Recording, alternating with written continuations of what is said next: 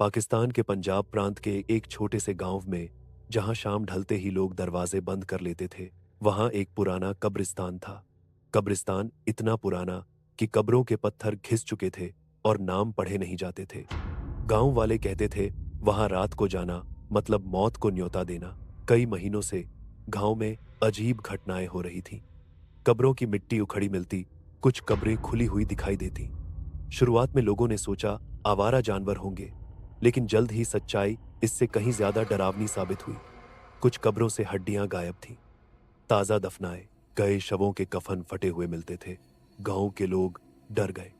इमाम से लेकर चौकीदार तक सब परेशान थे। रात में कब्रिस्तान के पास से गुजरते वक्त बदबू आती, ऐसी बदबू जो किसी जानवर की नहीं थी। कुछ लोगों ने दावा किया कि उन्होंने एक आदमी को कब्रों के बीच झुका हुआ देखा है, जैसे कुछ खा रहा हो। कुछ दिन बाद पुलिस को सूचना दी गई। शुरुआत में पुलिस ने इसे अफवाह बताया, लेकिन जब उन्होंने खुद कब्रिस्तान का निरीक्षण किया तो हालात चौंकाने वाले थे। कई कब्रें अंदर से खोदी हुई थीं, जैसे कोई बाहर से नहीं बल्कि अंदर से निकला हो। मिट्टी बाहर की तरफ बिखरी थी। जांच आगे बढ़ी तो एक नाम सामने आया। एक ऐसा आदमी जो गांव के बाहर टूटी फूटी झोपड़ी में रहता था। उसका कोई परिवार नहीं था।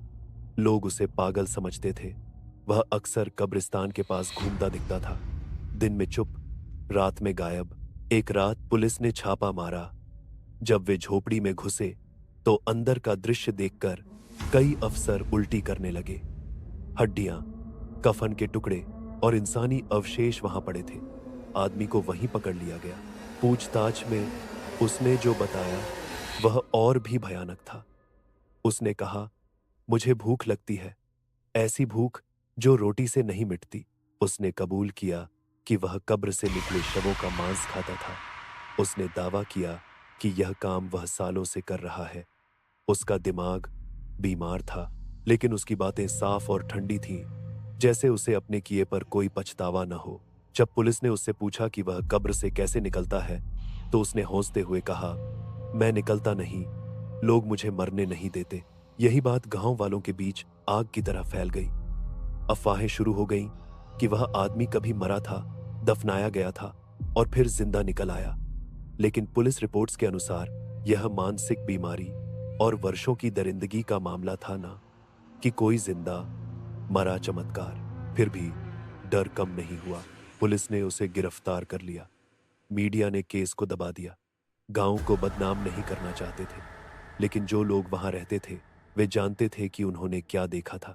आज भी वह कब्रिस्तान वही है।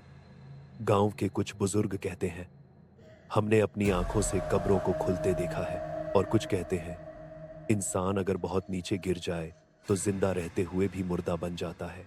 यह कहानी डराने के लिए नहीं, यह दिखाने के लिए है कि इंसान का दिमाग टूट जाए तो वह कब्र से भी ज्यादा अंधेरी जगह बन सकता है।